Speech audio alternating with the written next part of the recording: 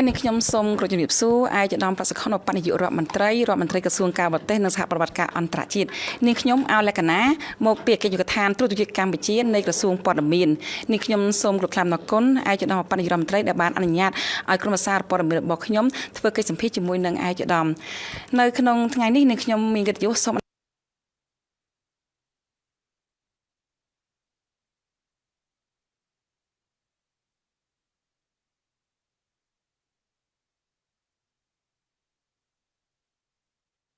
នៅខេត្តយូណាននេះមានគោលបំណងអ្វី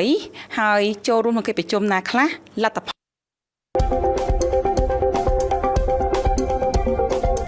មានប្រសាសន៍ជឿសូមអរគុណចំពោះ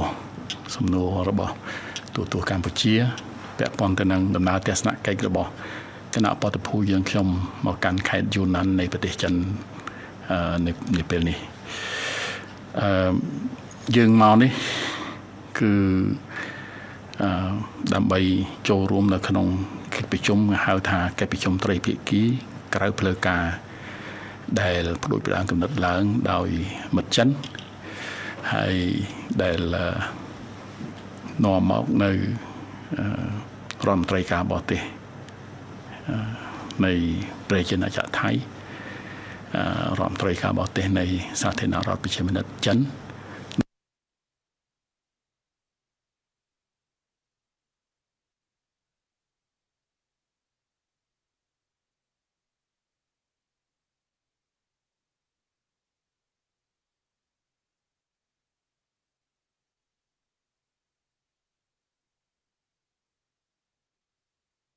ទីមួយទេដែលកិច្ចប្រជុំត្រីភាគីបែបនេះត្រូវបានរៀបចំឡើងតាម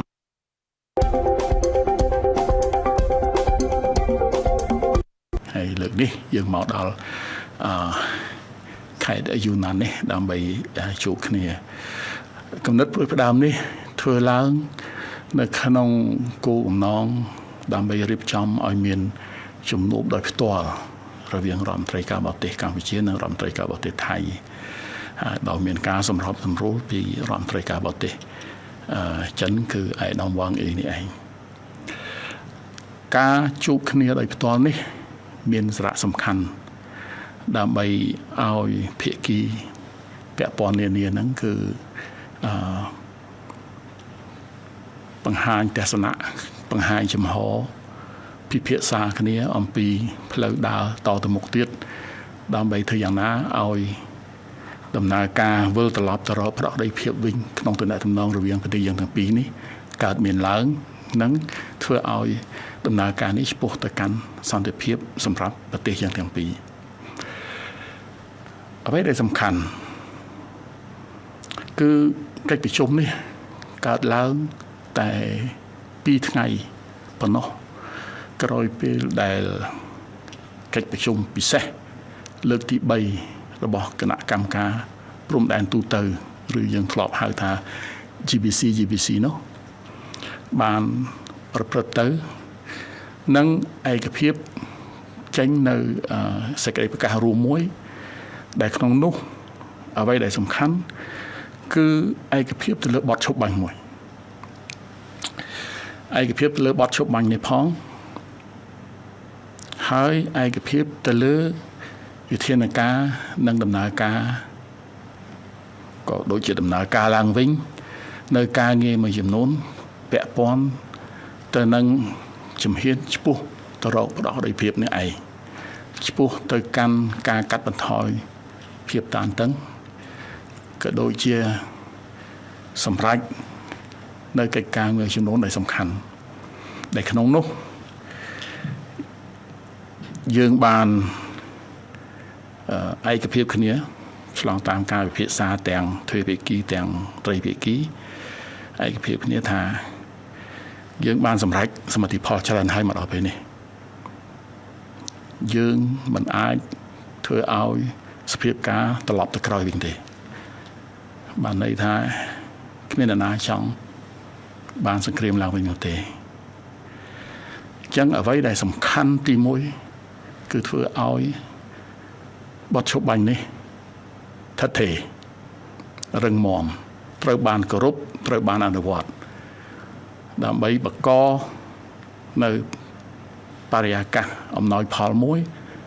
សម្រាប់ការអនុវត្តនៅកិច្ចព្រមព្រៀងផ្សេងៗទៀតដែលយើងបានឯកភាពគ្នាអញ្ចឹងនៅក្នុងកិច្ចប្រជុំមុននេះខ្ញុំក៏បានជម្រាបទាំងឯកឧត្តមរដ្ឋមន្ត្រីការបរទេសសេហាសាទាំងឯកឧត្តមរដ្ឋមន្ត្រីការបរទេសវ៉ាងអ៊ីអំពីការតាំងចិត្តរបស់កម្ពុជាការតាំងចិត្តយ៉ាងមុតមាំនៅក្នុងការពង្រឹងនៅអ្វីដែលយើងសម្រេចបានជាពិសេសរក្សាឲ្យខានតែបាននៅបទឈប់បាញ់ជៀសវាងនៅការឧបទ្ទហេតុទាំងឡាយដែលអាចបង្ក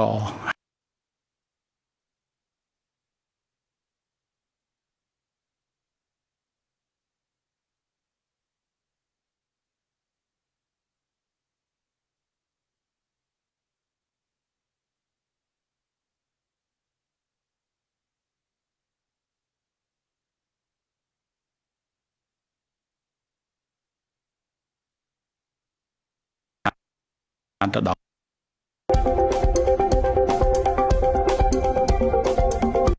ដើម្បីធ្វើយ៉ាងម៉េចអតិភិបដែលធំបំផុតនៅក្នុងការរក្សាឲ្យបទឈប់បាញ់នេះវាដំណើរការថិតថេរនិងត្រូវបានគោរពដល់ប្រកបដោយប្រសិទ្ធភាពបញ្ហាធំទី2ដែលខ្ញុំបានលើកគឺការជំរុញការងាររបស់គណៈកម្មការចម្រុះព្រំដែនយើងឬក៏ហៅថា JBC ដើម្បីបន្តធ្វើការស្រាវជ្រាវនិងវាស់វែងពិសេសបដោតយកការយកទៅដាក់ទៅលើតំបន់ដែលមានការប៉ះពាល់នេះដើម្បីធ្វើយ៉ាងណាយើងកំណត់ខ្សែព្រំដែនឲ្យបានច្បាស់ដោះស្រាយខ្សែព្រំដែននៅកន្លែងនោះហើយឲ្យកំណត់ព្រំដែនដែលយើងបានដោះស្រាយហើយលែងคล้ายទៅជាបញ្ហាឬក៏ជាប្រភពនៃដំណោះព្រំដែនរវាងប្រទេសយើងទាំងពីរហើយអនុញ្ញាតឲ្យប្រជាជនយើងបានទៅរស់នៅដោយសុខសុវត្ថិភាពអញ្ចឹងគណៈកម្មការព្រំដែនកន្លងទៅបានធ្វើការរួចហើយនឹងបានសម្រេចកិច្ចការងារជាច្រើនហើយមុនប៉ះទង្គិចគ្នានេះទៀតយើងក៏បានសម្រេចការឯកភាពគ្នាទៅលើការវាស់វែងកំណត់ព្រំដែនមួយចំនួនហើយអញ្ចឹងកិច្ចការងារនេះបង្ហាញថាយើងអាចដោះស្រាយបន្ទាត់ព្រំដែនរបស់យើងតាមរយៈគណៈកម្មការព្រំដែនចម្រុះនេះបានដោយប្រសិទ្ធភាពហើយឥឡូវនេះយើងក៏បានលើកឡើងថាអំពាវនាវថាវាជាមធ្យោបាយដែលល្អបំផុតដើម្បីដោះស្រាយបញ្ហាព្រំដែនយើងដោយសន្តិវិធីហើយនឹងផ្អែកទៅលើច្បាប់និងផ្អែកទៅលើសន្ធិសញ្ញាអនុសញ្ញានិងផែនទីនានាដែលបន្សល់ទុកពីរបបអាណានិគមនិយមបារាំងបញ្ហាសំខាន់ទី3ដែលខ្ញុំបានលើកឡើងដែរគឺការវិលត្រឡប់វិញទៅដោយប្រកបដោយសុវត្ថិភាពផង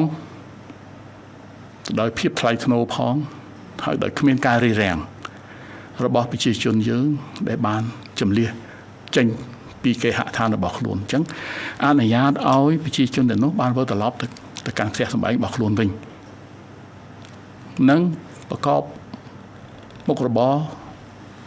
នឹងការរស់នៅប្រកបទៅដោយភាពធម្មតាប្រក្រតីដូចដើមវិញហើយបញ្ហាស្ថាបត្យការផ្សេងទៀតយើងក៏បានទៅចែកគ្នាខ្ញុំក៏បានលើកច្រើនដែរនៅក្នុងកិច្ចប្រជុំត្រីភាគីគឺបញ្ហាបោសសម្អាតមានតាមព្រំដែនហើយខ្ញុំបានបញ្ជាក់ថាយើងមាន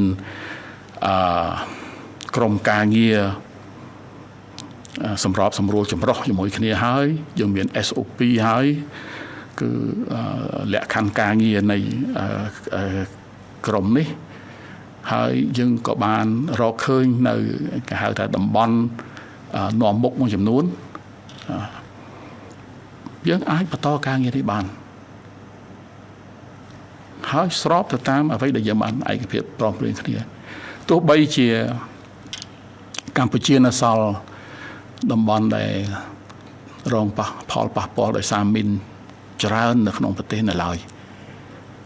ប៉ុន្តែដើម្បីសហប្រតិបត្តិការដើម្បីធានាសុវត្ថិភាពដល់ប្រជាជនដែលរស់នៅតាមព្រំដែនយើងក៏បានឯកភាពនិងសុខចិត្តរំលែកកម្លាំងរបស់យើងពីក្នុងប្រទេសដើម្បីទៅធ្វើការងារដោះស្រាយព្រំដែន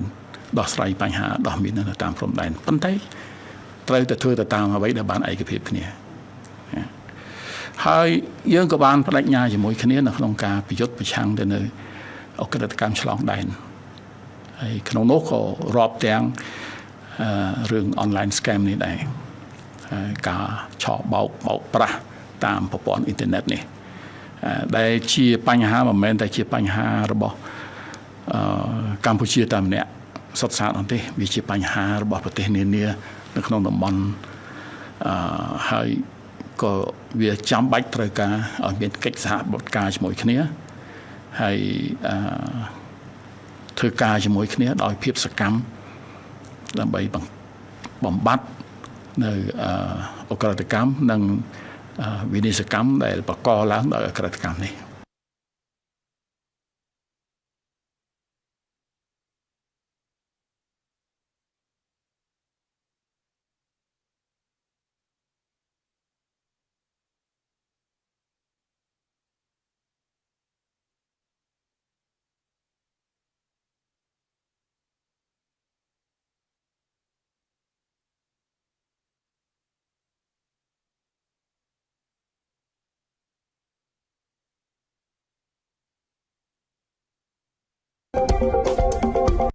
ជើងគោក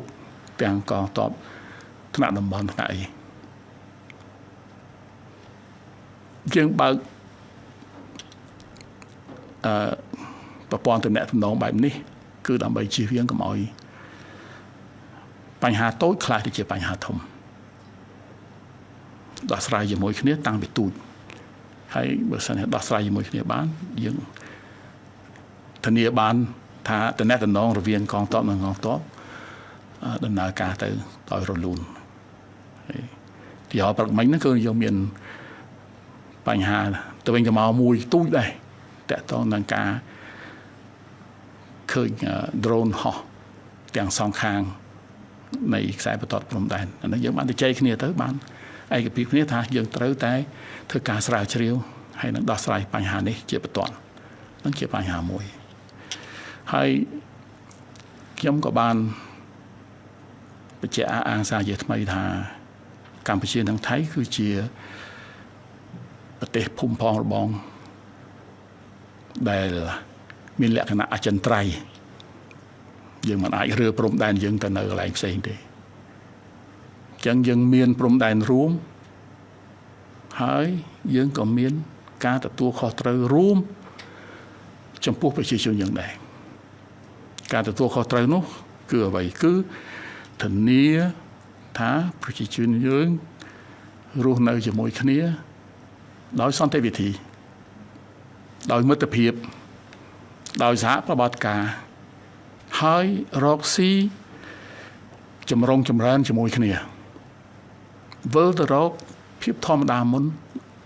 ភាពធម្មតាវិញមុននឹងបញ្ហាចំនួននេះកើតឡើងនេះជាអ្វីដែលខ្ញុំជឿថាមិនមែនតែប្រជាជនកម្ពុជាចង់បានទេទាំងប្រជាជនថៃក៏គាត់ចង់បានដែរពីព្រោះប្រជាជនយើងទាំងពីររស់នៅជាមួយគ្នានឹងយូរឆ្នាំហើយជាប់ព្រំដែនជាមួយគ្នាស្គាល់គ្នាយូរហើយរាប់សិបឆ្នាំហើយអ្នកខ្លះស្គាល់គ្នាតាំងពីទូចតូចក្រូចឆ្មាឡើងមកហើយការរស់ស៊ីជាមួយគ្នាទៅមកនោះគឺថាមានជាយូរហើយចឹងអ្វីដែលយើងចង់បានគឺការស្ដារឡើងវិញនៅសន្តិភាពនិងតំណែង ដោយសន្តិវិធីរឿងប្រទេសយើងទាំងពីរហើយដូចបានលើកឡើងពីខាងដើមទាំងរដ្ឋមន្ត្រីការបរទេសថៃទាំងខ្លួនខ្ញុំផ្ទាល់ឯកភាពទៅលើគោលដៅនេះពង្រឹងនៅអ្វីដែលយើងបានសម្រេចរហូតមកដល់ថ្ងៃនេះហើយឈានឆ្ពោះទៅរកការស្ដារទំនុកចិត្តនិងសម្រេចសន្តិភាពរវាងប្រទេសយើងទាំងពីរមិត្តចិនត្រៀមលក្ខណៈជានិច្ចដើម្បីជួយក្នុងករណីដែលយើងត្រូវការឲ្យមិត្តជួយហើយគាត់ក៏បានប្រកាសរួចទៅហើយថាគាត់នឹងជួយជាជំនួយមនុស្សធម៌ដល់ជនភៀសសឹកទាំងឡាយនឹងរឿងមួយគាត់នឹងអាចជួយទៅដល់ការបោសសម្អាតមីនជាសម្ភារៈក្តីជាថវិកាក្តីគាត់ក៏នឹងអាចជួយបើប្រសិនជាត្រូវការក្នុងការពង្រឹងទូនាទីរបស់ក្រុមសង្កេតការណ៍របស់អាស៊ានក្រុមសង្កេតការណ៍របស់អាស៊ាននេះគឺបានបង្កើតឡើងដើម្បីតាមដានត្រួតពិនិត្យមើលការអនុវត្តនៅបទច្បាញ់ចឹងអ្វីៗដែលមានពីមុនមកតាំងពីសេចក្តីប្រកាសសេចក្តីថ្លែងការណ៍រួមនៅទីក្រុងកូឡាឡាំពូកាលពីថ្ងៃទី26ខែ10កន្លងទៅគឺនៅតែជាស្មារតីដែលបំរើឲ្យការងាររបស់យើងតទៅមុខទៀតអញ្ចឹងក្នុងស្មារតីនេះដែរទាហានយើងទាំង18នាក់នឹងត្រូវបានដោះលែងមកវិញបន្ទាប់ពីបទឈប់បាញ់ចូលជាធរមាន72ម៉ោងបានន័យថាស្អែកថ្ងៃត្រង់ម៉ោង12គឺជាការផុតនៅកំណត់72ម៉ោងនេះខ្ញុំបានសួរបញ្ជាក់ទៅខាងភាគីថៃថាតើកាកបាទក្រហមអន្តរជាតិគណៈកម្មការកាកបាទក្រហមអន្តរជាតិបានដឹងនិងសម្របសម្រួលបញ្ហានេះហើយឬនៅក៏ថាបានហើយអញ្ចឹងយើងក៏ត្រៀមលក្ខណៈដែរហើយសង្ឃឹមថាมันមានបញ្ហាអីកើតឡើងពីនេះទៅដល់ម៉ោង12ថ្ងៃត្រង់ថ្ងៃស្អែកទេហើយនឹងបានទទួលស្វាគមន៍ទាហានយើងទាំង13នាក់ដើម្បីគាត់បានវិលត្រឡប់មកផ្ទះសម្បែងជួបជុំគ្រួសារប្រពន្ធកូនឪពុកម្ដាយរបស់គាត់វិញដោយសុវត្ថិភាពនេះគឺជាលទ្ធផលដែលយើងសម្រេចបាននៅក្នុងកិច្ចប្រជុំ2ថ្ងៃកន្លងទៅនេះដោយមានទាំងកិច្ចប្រជុំទ្វេភាគីកម្ពុជាចិនកម្ពុជាថៃនិងកិច្ចប្រជុំត្រីភាគីកម្ពុជាចិននិងថៃសូមអរគុណ